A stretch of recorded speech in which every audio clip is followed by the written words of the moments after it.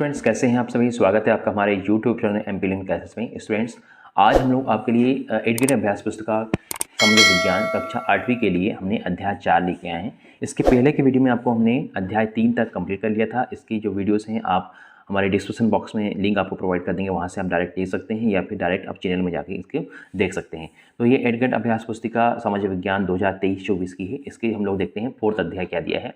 देखिए, जो 4था अध्याय दिया है आदिवासी टीकू और एक संवर्ग युग की कल्पना, इसके बारे में दिया है। इसको हम लोग डिटेल में पढ़ेंगे। देखिए, अध्याय 4 आदिवासी दीकू और एक स्वर्ण युग की कल्पना। तो इसमें दिया है मध्यकाल में अनेक राज्यों के उत्थान एवं पतन के फलस्वरूप कलाओं, दस्तकारियों और उत्पादक गतिविधियों को नई किस्में शहरों और गांवों में विकसित हुई और धीरे धीरे कई महत्वपूर्ण राजनीतिक, सामाजिक और आर्थिक परिवर्तन हुए, परंतु सामाजिक परिवर्तनों का स्वरूप अलग अलग समाजों में अलग था। वर्ण के अनुसार विभाजित समाज के नियमों और कर्मकांडों को न मानने वाले विभिन्न वर्ग समाज में उपस्थित थे, जो खेती एवं वनोपज में अपना जीवन व्यापन करते थे अथवा शिकार, वस्तु संग्रह एवं पालतू पालन जैसी गतिविधियों पर आश्रित थे। इन समुदायों के निवास स्थान के समय प्राकृतिक संसाधनों के उपयोग होते उपरोक्त गतिविधियां मिले जुले रूप में संचालित रहती थी। इन वर्गों के समूह भूमि एवं चारागाहों पर नियंत्रण रखते थे। संसाधनों के बंटवारे के लिए इनके खुद के नियम थे तथा यह भारत के लगभग हर क्षेत्र में उपस्थित थे। उन्हें हम वर्तमान में जनजातियों के नाम से जानते हैं। ठीक है, तो ये इसमें आपको थोड़ा डिटेल्स में दिया हुआ है कुछ, और इसके हम लोग इसके आंसर करेंगे, क्वेश्चंस करेंगे। चलिए देखते हैं, पहला क्वेश्चन क्या है। कुछ समय के लिए बिना खेती छोड़ दी जाने वाली जमीन को कहा जाता है। ठीक है, क्या दिया है, कुछ समय के लिए बिना खेती छोड़ दी जाने वाली जमीन को क्या कहा जाता है। ऑप्शन दिया है ऊसर, परती, बंजर या फिर दोमट। ठीक है, तो जो खेती छोड़ दी जाती है कुछ दिनों के लिए उसको बोलते हैं परती, बोलते हैं परती छोड़ दी गई है, मतलब उसको कुछ दिन के लिए छोड़ दी गई है बिना खेती करे।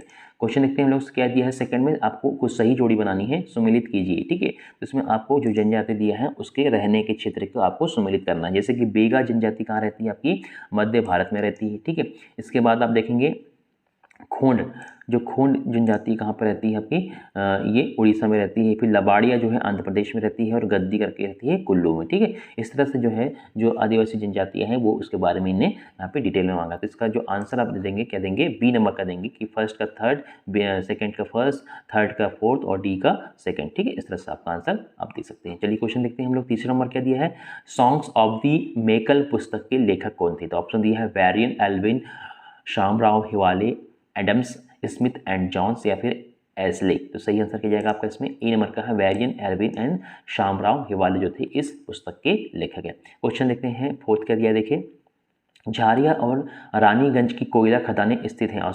जो ऑप्शन दिया है असम, बिहार, मैसूर और झारखंड। तो कहाँ पे है, बी नंबर बिहार में है, क्योंकि झारिया और रानीगंज की जो कोयला खदानें वहाँ पे उपस्थित है। चलिए, अब जो हमारे ऑब्जेक्टिव क्वेश्चन हैं वो कंप्लीट हो जाते हैं। अब देखते हैं हम लोग आपके जो है लघु उत्तरीय क्वेश्चन क्या दिए हुए हैं। तो देखिए क्वेश्चन नंबर 5 का दिया है, घूमतू किसान मुख्य रूप से कहाँ रहते थे। इसका आंसर क्या लिखेंगे, घूमतू किसान मुख्य रूप से पूर्वोत्तर और मध्य भारत की पर्वतीय व जंगली पट्टियों में रहते थे। ठीक है, इसका आंसर आप लिख सकते हैं। इसको आपको 8 ग्रेड अभ्यास पुस्तिका की जो आपको नोटबुक मिली है स्कूल से, उसमें आपको नोट डाउन करना है और उसको याद करना है। चलिए देखते हैं क्वेश्चन नंबर 6 क्या है, आदिवासी समूह अपना जीवन यापन किस प्रकार करते थे। तो क्या करेंगे, लिखेंगे आप आदिवासी समूह अपना जीवन यापन झूम खेती, शिकार व वन उत्पादन को इकट्ठा करके एवं कुछ जानवरों जैसे गाय, भैंस, बकरियां पालन करके अपना जीवन यापन करते थे। ठीक है, चलिए क्वेश्चन देखते हैं हम लोग, क्या दिया है 7 नंबर का। 7 क्वेश्चन है, वर्ली विद्रोह कब और कहाँ हुआ था। ठीक है, तो वर्ली विद्रोह क्या है, यह है वर्ली विद्रोह जो है 1940 में महाराष्ट्र में हुआ था। ठीक है, इसका आंसर लिख सकते हैं। क्वेश्चन देखते हैं हम 8, झूम खेती की विशेषताएं लिखिए। तो झूम खेती की विशेषताएं क्या लिखेंगे कि झूम खेती जंगलों के छोटे भूखंडों पर की जाती थी। झूम खेती में जब फसल पक जाती थी तो उसे काटकर दूसरी जगह खेती की जाती थी। ठीक है, झूम खेती में घास फूस को जलाकर राख में फसलों के बीज को बिखेर कर बो दिया जाता था। इस तरह से क्या होती है, झूम खेती की जाती थी। ठीक है, चलिए देखते हैं हम लोग क्वेश्चन नंबर 9 क्या दिया है, देखें आदिवासी महाजनों और व्यापारियों को अपनी मुसीबतों का जिम्मेदार क्यों मानते थे। ठीक है, आदिवासी जो है महाजनों और व्यापारियों को अपनी मुसीबतों का जिम्मेदार क्यों मानते थे। तो इसका आंसर कैसे लिखेंगे, आदिवासी महाजनों को ज़्यादा ब्याज दरों पर कर्ज देने के कारण वह व्यापारियों के द्वारा भारी कीमतों पर चीज़ें बेचने के कारण उन्हें अपनी मुसीबतों का जिम्मेदार मानते थे। ठीक है, इस तरह से आप इसका आंसर दे सकते हैं।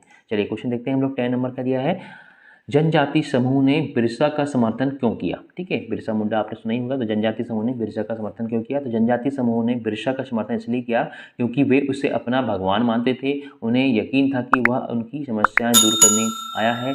बिरसा ने जनजाति समूह को दशा और दिशा में बदलाव लाने के लिए महत्वपूर्ण कार्य किया। ठीक है, इस तरह से आप आंसर लिख सकते हैं। अब क्वेश्चन देखते हैं हम लोग 11 नंबर का, वन कानूनों का आदिवासी समूह के जीवन पर क्या प्रभाव पड़ा? ठीक है, जो वन कानून थे उस पर आदिवासी समूह का क्या प्रभाव पड़ा? तो देखिए, तो वन कानून का आदिवासी समूह के जीवन में बहुत पर निम्नलिखित प्रभाव पड़े। पहला क्या है, वन कानून के लागू होने से झूम काश्तकारों को जीवन यापन की समस्या होने लगी। दूसरा क्या लिखेंगे आप, वन कानून लागू होने से आदिवासी समूह का जीवन संकट में आ गया।